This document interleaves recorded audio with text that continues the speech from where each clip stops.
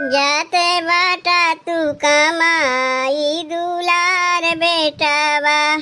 जाते बाटा तू कमाई दुलार बेटावा।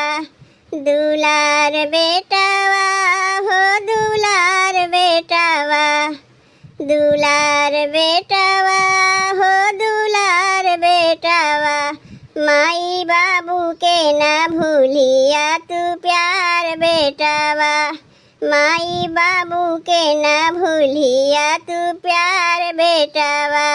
जाते बाटा तू कमाई दुलार बेटावा। जाते बाटा तू कमाई दुलार बेटावा। जइहा सहरिया में सबसे मिलके रहिया। झगड़ा लड़ाई बेटवा केहू से जिन करिहा। जइहा सहरिया में सबसे मिलके रहिया। झगड़ा लड़ाई बेटवा केहू से जिन करिहा। मिले जुल के रहिया हमार बेटवा। मिली जुल के रहिया हमार बेटवा। माई बाबू के ना भूलिया तू प्यार बेटावा। माई बाबू के ना भूलिया तू प्यार बेटावा। जाते बाटा तू कमाई दुलार बेटावा। जाते बाटा तू कमाई दुलार बेटावा। दुलार बेटावा हो दुलार बेटावा।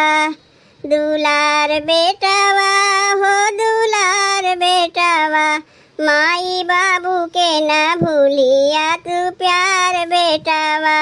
माई बाबू के ना भूलिया तू प्यार बेटावा।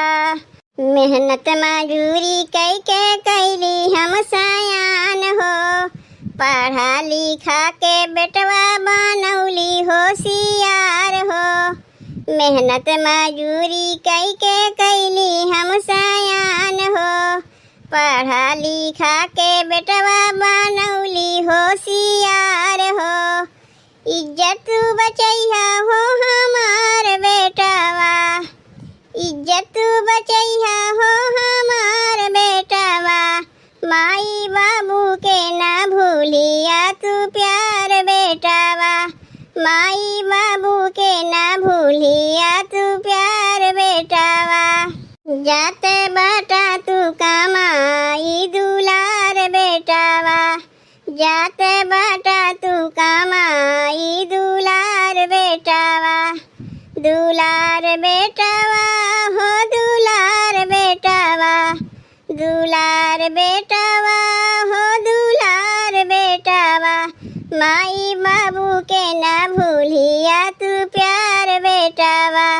माई बाबू के ना भूलिया तू प्यार बेटावा।